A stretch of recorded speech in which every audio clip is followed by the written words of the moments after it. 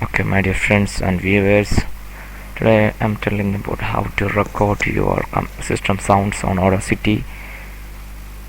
Okay, and first time you can click on speaker setting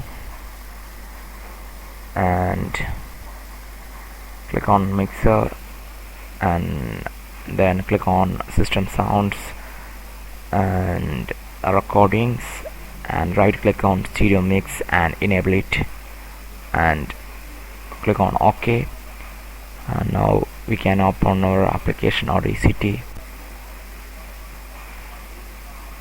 then click on the mic settings and then select stereo mix real tag high definition.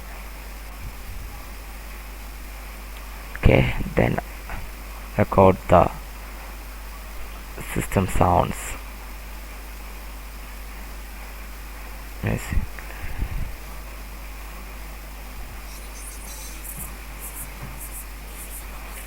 See this.